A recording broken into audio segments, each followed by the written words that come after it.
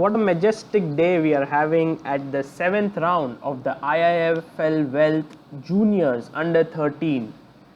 The tournament is now closing towards the end, last 3 rounds in this highest prize money tournament that has ever taken place at the junior level. The first prize is nothing less than 1,50,000 rupees. Well, that's a lot of money actually, and all these young kids are fighting for this big sum as well as the prestige of standing right up there at the podium. So this is the 7th round and it's really exciting because on the top board we have the top seed Gukesh, who's playing with the white pieces against Aryan Varshne. And this is going to be a very exciting game as far as I can see. So let's just try to get up to speed as to what's happening in this game.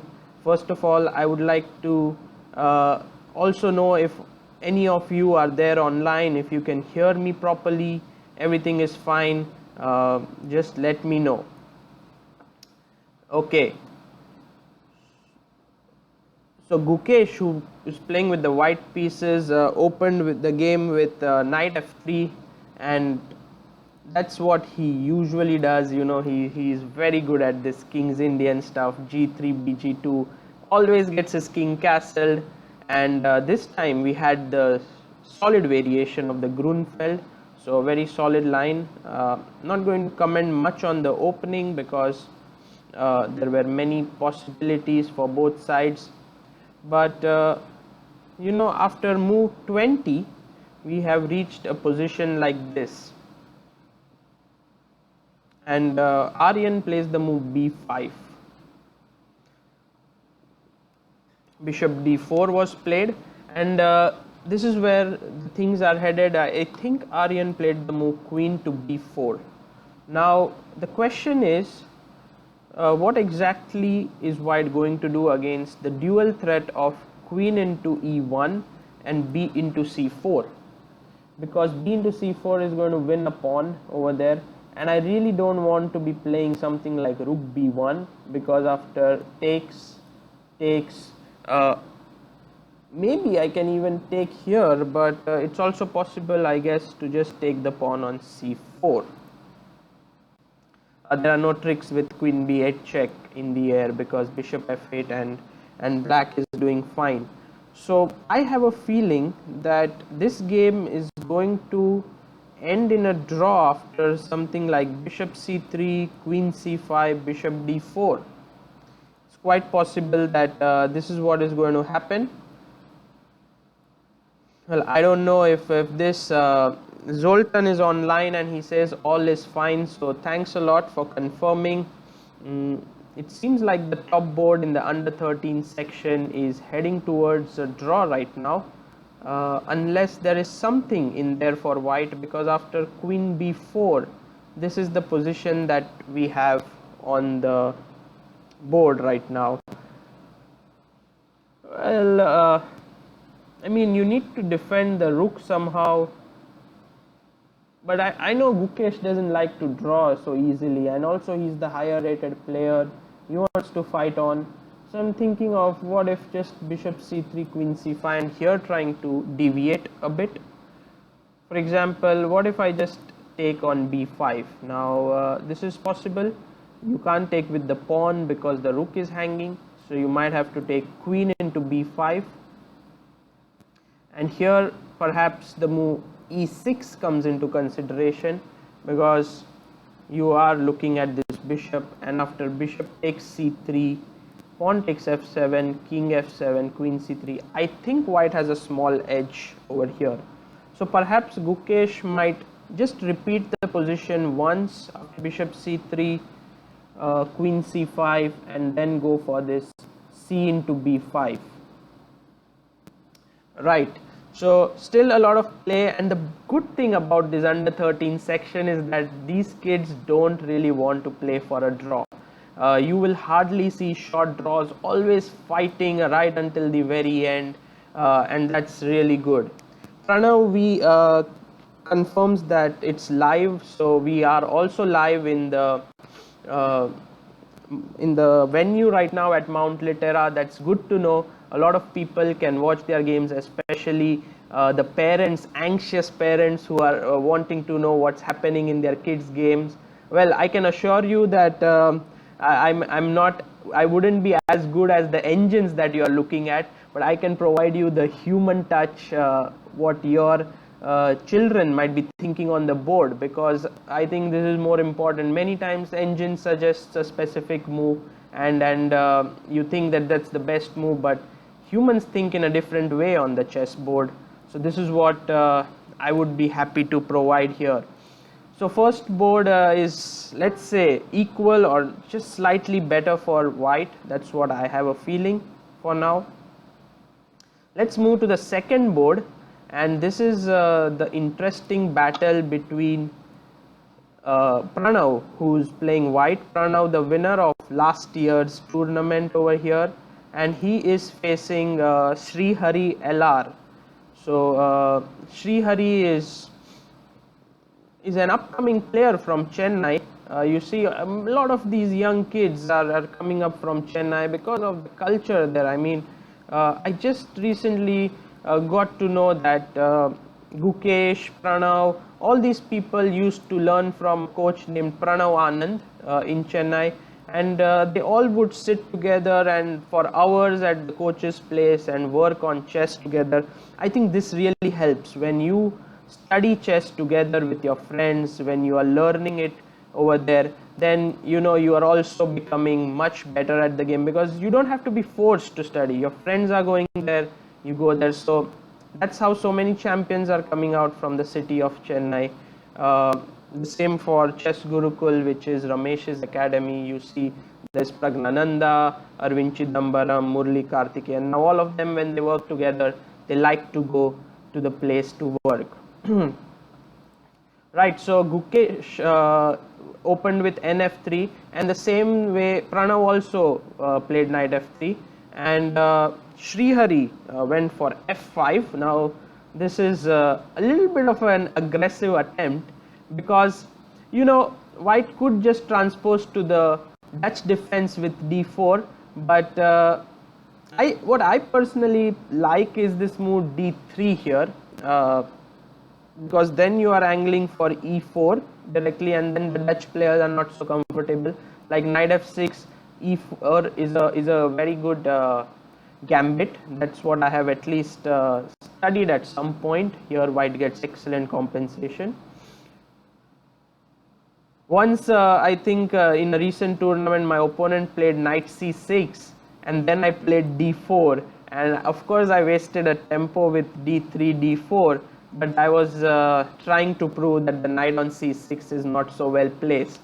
Yeah, these are all the small little things that you have to take care of when you are playing the openings.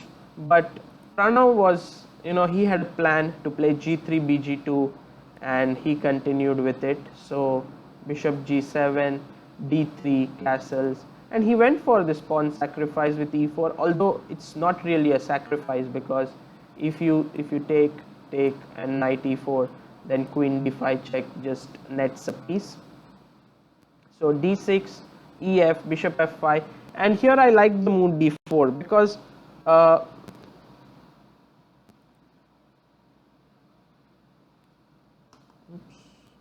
think there's some problem with the video. Maybe I just have to fix this up. Sorry for that. I'm just trying to.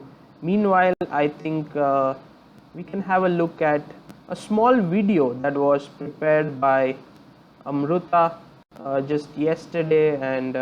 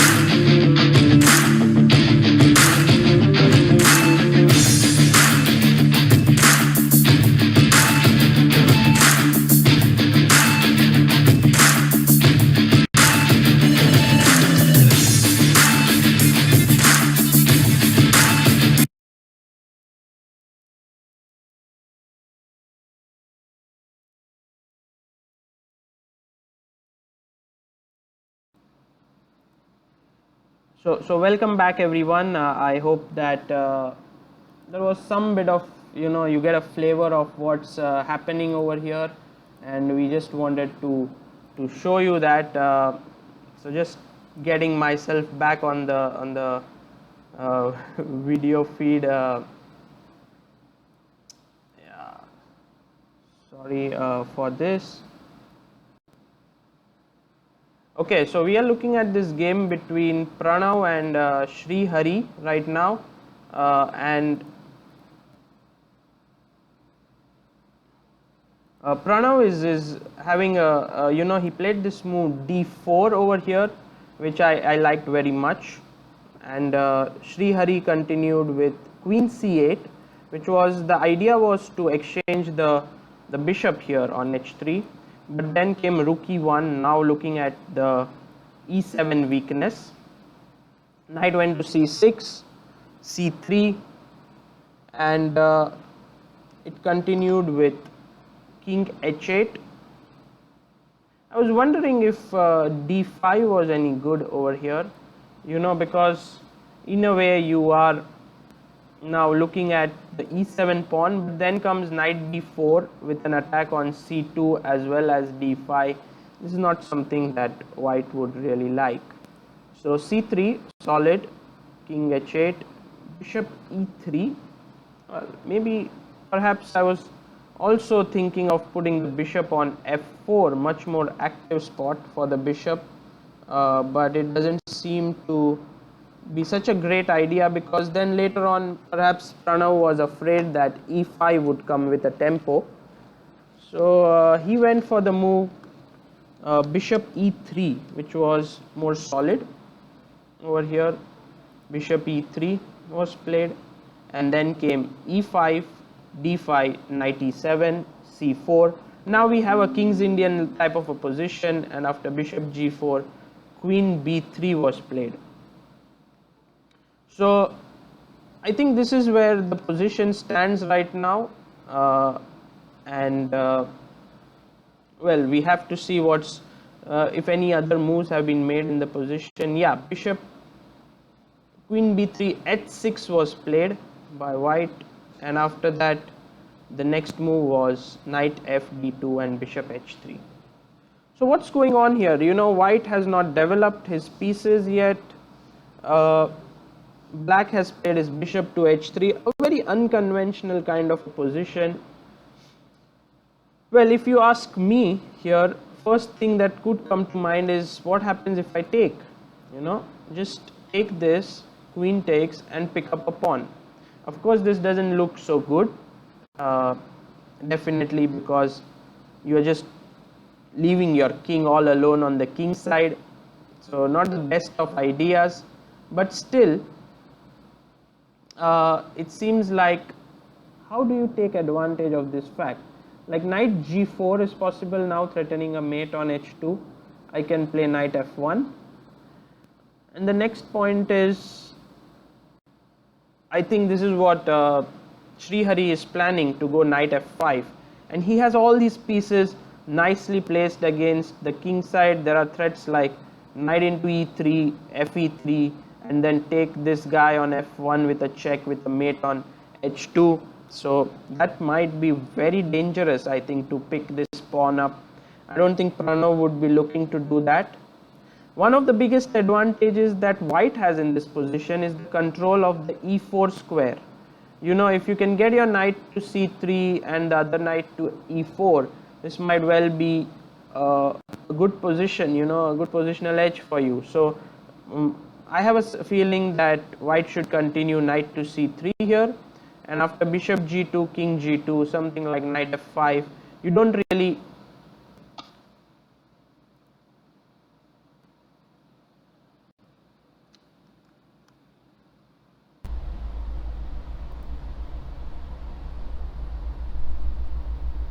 I'm not sure, there is some problems that we are facing with the video. I think my video is going away again and again. I hope that this time it won't create an issue. Let's hope everything will be fine, here. let's get this. Yeah. So my contention is that over here, if white can get his knights to e4 after knight f5, let's say put one of his knights, knight c e4, because I want this knight to control all the squares. Then after knight e3, rook e3, this seems like a pleasant position for white. White is doing really well over here, and yeah, this looks good actually. So white has this trump of the e4 square, and this is what he should be aiming for. By the way, Bhanu Prakash gives a nice variation. He says that in this line where we took on h3, queen b7, knight g4, knight f1, knight f5, there is this move knight b d2, and after you take, then you cannot take on f1 because this knight can defend. But I have a feeling that after something like rook f2, even if I sacrifice the rook on a8, this is just finishing off the game. There is no way to stop the mate on g2. So yeah, Pranav took his knight to c3. This was the move. He didn't take on h3, by the way. He played knight c3, and after bishop g2, king g2, he played opponent played b6.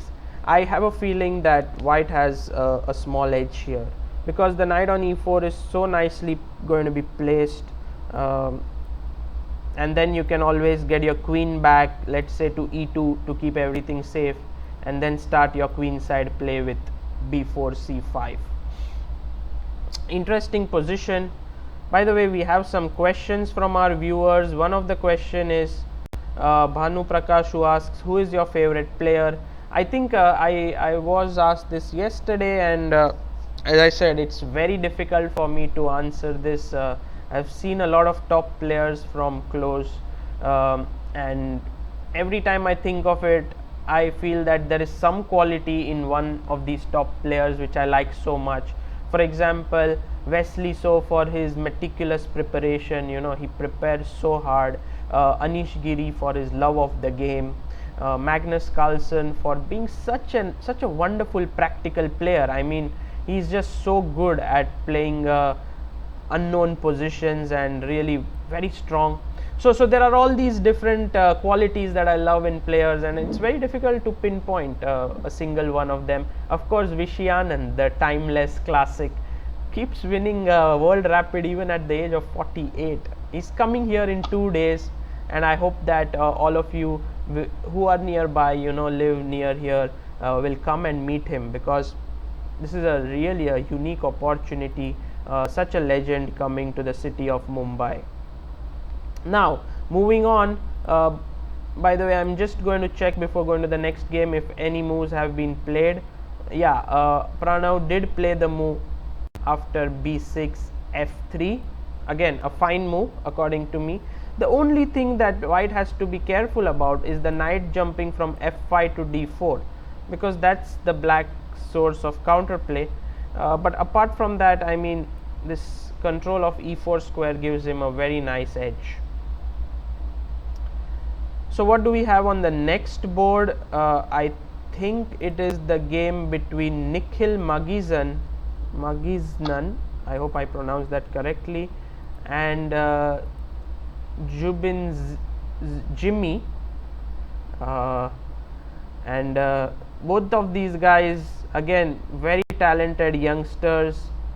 I think they, for example, I saw this Nikhil playing in Vienna once when I was playing in the same tournament, and he was so confident, making his moves quickly.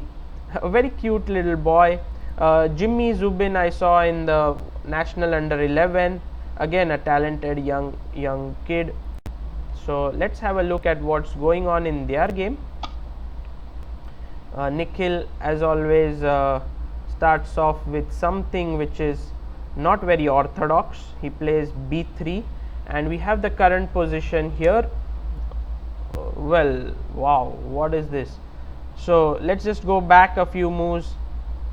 This was what was happening. Suddenly Nikhil plays the move knight h5, very logical, because if you take here, I'm going to take on f5, and Black played rook to d6, controlling the f6 square in some ways.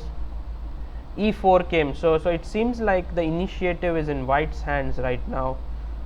De, bishop to g4. The knight is attacked on h5 and it could retreat, but that's not how you play chess. Yeah, you go forward. So e5 was played by Nikhil. Now we have a few possibilities here. Let's try to calculate them because the position looks very complex. First of all, rook into e5. This seems incorrect, mainly because of I think there are a few points here. Queen can go to f4, that's what I feel. The other move is yeah, I think if you take on e5, queen e5, this looks fine, you know, there's no problems for black. But what if I just go queen to f4? Now I'm looking at the bishop on g4, pawn on f7, and also the rook on e5. Not everything can be defended. Even rook e1 just fails to queen f7, and that's going to be a mate. So that doesn't work. So he can't take rook e5. If he can't take that, he definitely doesn't want to give up this rook. But if he moves this rook, then knight f6 wins an exchange. Wow. So e5 seems like the killer blow actually over here. Nikhil seems to be in a winning position, unless I'm missing out something very, very obvious. It seems like e5 is crushing. Right. Let me think. I think we had a disconnection here for a second, and I hope that everything is fine now. By the way, we have a few questions here. Shobha Shetty, who asks, who do you think will win under 13 section? Very difficult question actually. Right now it seems as if 5 players who are in the lead are definitely the ones who have. Divya Deshmukh, he played a very nice game to beat Divya, and today he is playing with the white pieces against Rohit Krishna. Again, a very strong player, Rohit. So what's going on in their game? Tanmay is white today, and he opens the game with e4. That's what he played. And the position that we have on the board currently is this. Wow. First I quickly count the pawns, you know, 6 pawns aside, and the last move was c5. So isn't that pawn hanging? What's going on? For example, if I take on c5 with the d pawn, is it really a blunder? No, I don't think so. So dc looks good, and bc. And now white has a choice between taking the pawn on a5 and giving a check on d5. In either case, I have a feeling that this is going to end in some kind of an equal positions after something queen c5. This looks even, nothing much happening here, so perhaps it's equal. But okay, I have a feeling that queen a5 can be met with queen b4, and then black can put some pressure on white, like take, and now this pawn is hanging, and if you try to go rook b1, then rook b8. Seems interesting for sure. Black might have a small edge there, so perhaps it's more logical to give this check, king h8 or king h7. Again, not so sure. But after queen c5, now we are attacking this rook here, pawn on a5. This is interesting. And after queen f6, you have all sorts of tricks with knight e5, yeah, coming in. Knight g6 is a threat, queen into f8 is a threat. So perhaps this move c5 opens some kind of some kind of complications in the position over here, but they don't seem to be too huge. I think Rohit will find a way to navigate them somehow, and seems like the game should end in equality. Okay, maybe let me just go back and when you do here check king h8, if you take on c5, I would like to play queen b4 again. I think this makes more sense now, because the rook is defended and everything looks good. So perhaps queen takes c5 is not the best idea. You have this move knight to e5 also, threatening knight g6. So a very complicated position on the board, not so easy to assess. Tanmay has 16 minutes on the clock, Rohit has 37. Okay, let's try to see if we have any questions. Yeah, Omkar Chakradev says instead of taking the pawn on c5, how about going knight to h4? And this looks very logical actually. You're looking at these weaknesses in the position, right? You have to be careful here as black.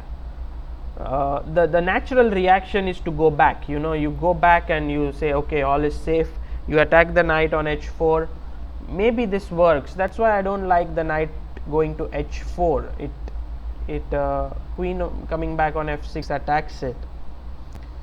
Instead, maybe knight e5 would make more sense, or even queen into c5, queen b4, and then yeah, you have a choice to make whether you want to exchange the queens or not. If you do exchange, then you kind of transpose into that line back. This should be equal, but maybe black is pressing here a bit, like rook b1, rook b8, knight d4. Yeah, not so much happening. Okay, so that's board 4. That's Jimmy Zubin, that's Rohit Krishna with the black pieces against Tanmay Jain. And now let's quickly look at the board 5 game. This is between Kashish Jain and Pranav Anand. Pranav Anand, as Vishal Sareen mentioned a few days ago, quite a big talent from Delhi. According to him, he plays his games with great control and calmness. So that's always a very welcome quality to be seen in youngsters. And Pranav does seem like quite a matured guy. Even when I go to see the games, he's always sitting calmly over there. And Kashish Jain is a player from Pune, an upcoming player, and they have reached a position on the board where the last move was played by black. He played the move rook to b8.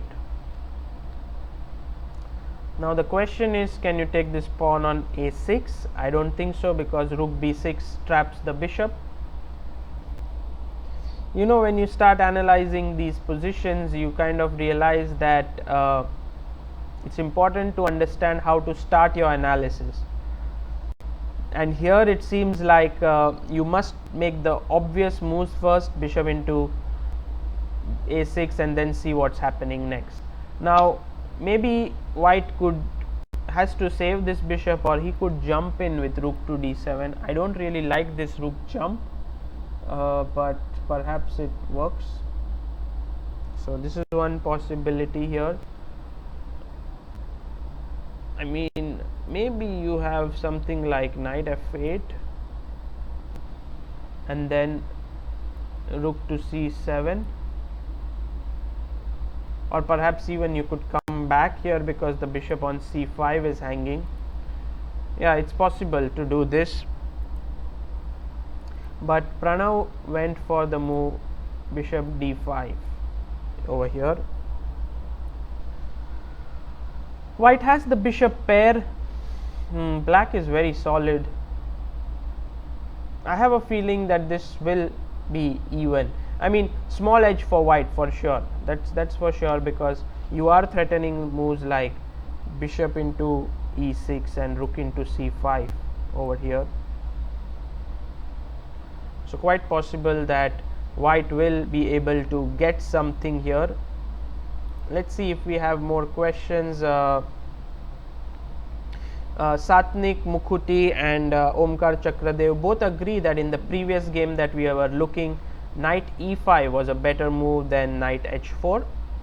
Yeah, but I'm not so sure that even that is very good. So we have to see what happens. Maybe we can see one more game and then try to wrap up. Like, I like to see 6 games in general, and this one especially because both the players who are playing are girls, and that's always so nice to see that the girls in India are also able to play really well and strong. So white is Isha Sarda, black is Nityata Jain. I think Isha is from Maharashtra and Nityata from Madhya Pradesh. So this looks like an interesting battle. Just have a look at this. What's going on? Queen on g3 was the last move played by Isha. Yeah. And we have a sort of even position, 2 knights on the board. Difficult to say who's better here. But black does look like she's on the offensive. Maybe b5 is one possibility if I'm not missing any tactical shots here. Let me see. I have to be very alert here. Is there any shot like knight d7 is met with queen d7 with no issues?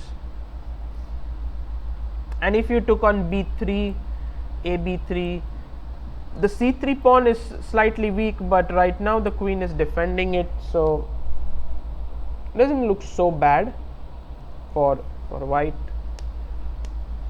But black seems to be under no real pressure actually. Nityata has a fine position over here. I think she should go b5 here, just keeping her space advantage.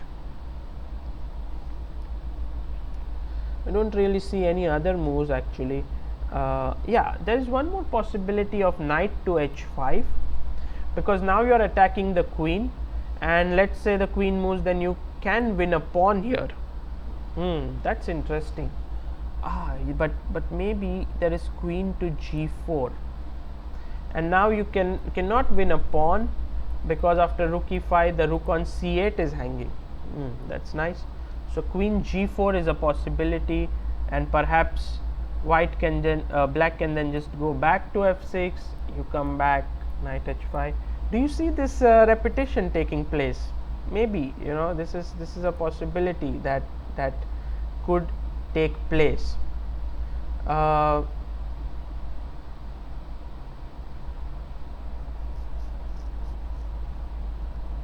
Right.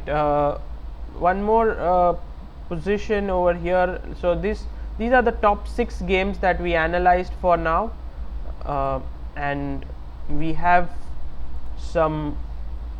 Let's go back and try to see what happened in the board 1 encounter, because I was curious to see if Gukesh is going to play on.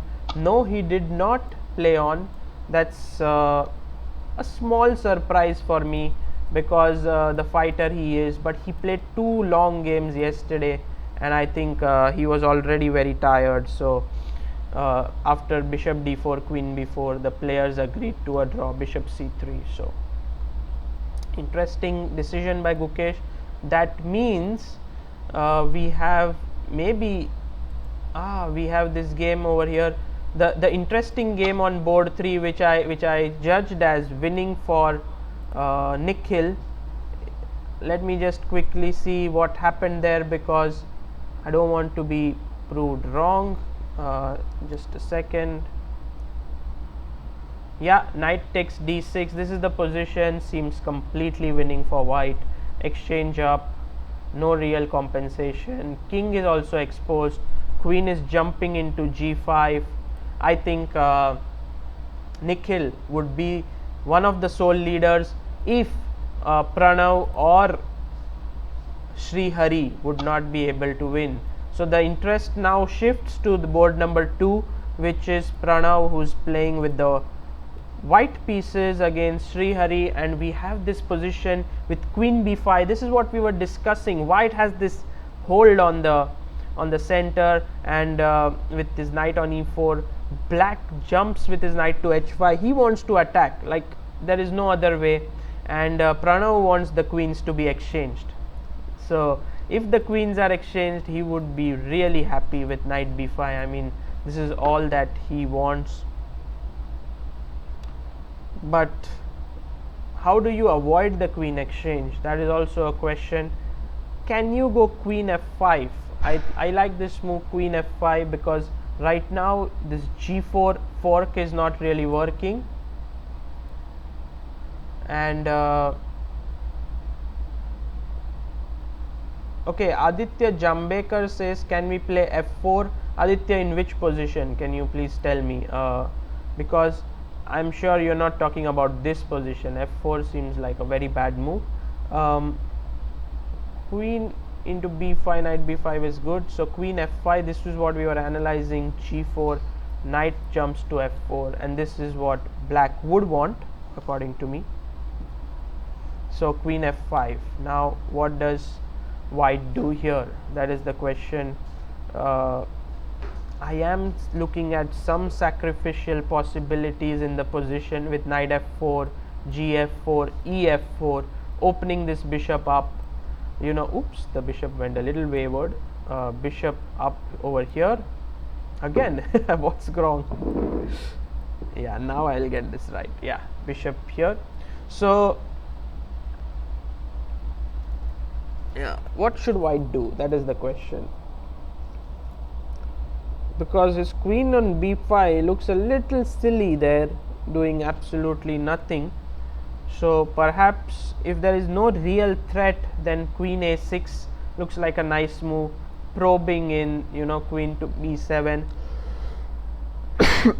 Pranav should have these nerves of steel over here. Omkar Chakradev says, can we go g4? Also Omkar, and we have Shivant who says, after knight f4 takes, queen takes. Ooh, knight e2. Did I miss this? Is the queen getting trapped? Because you have to enter now in the position with queen e3, and here I'm not so sure if queen e3 is possible.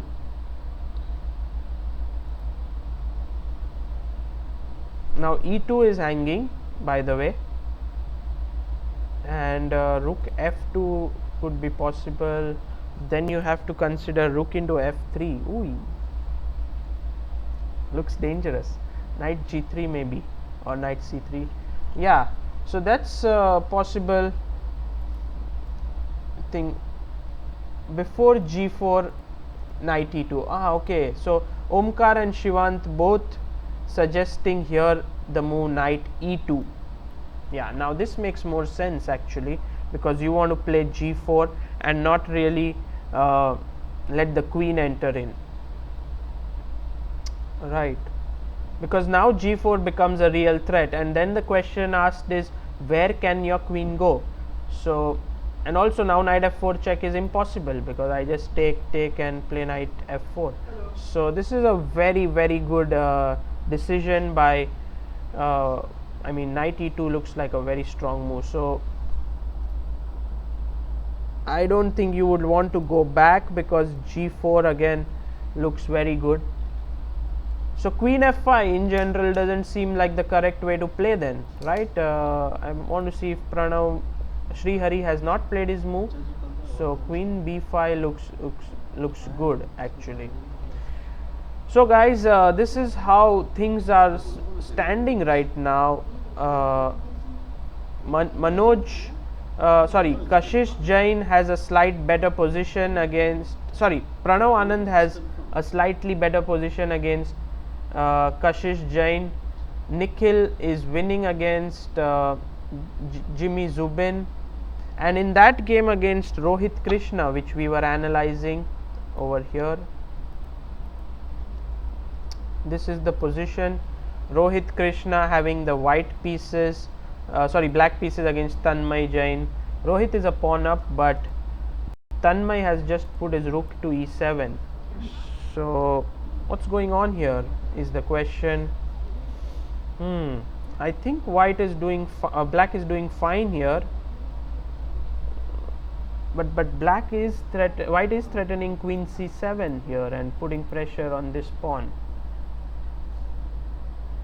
So he has the activity, and checks actually don't make real sense because king will be very safe on h2. Yeah, it seems like white has compensation here for sure. And so guys, Mithun Raj says hello.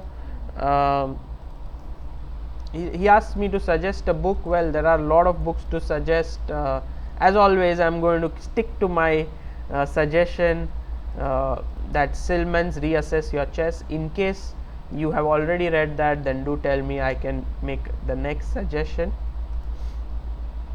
Shivant says bishop to b3 here. Yeah, Shivant, that looks good. But what are you going to do to queen c7 now? I think you would want to play rook f7. That's my contention. And then let's say I take here, bishop takes knight e5. This is one possibility, or even I could just take on f4. That's another possible idea. And the other thing is I could go rook check here, king h7, and play my queen say to e5 or something, or maybe queen to d8 when I am actually threatening stuff like rook h8. So yes, it's going to be a battle if black can take in white's initiative. If he can do that, then pawn up should count, but right now Tanmay has got some play. So guys, I hope that you enjoyed this this live broadcast over here. In a few minutes from now, we are going live with Timur Garev, who is going to be playing blindfold against 10 people over here. So join in for that. Thanks a lot for watching this live.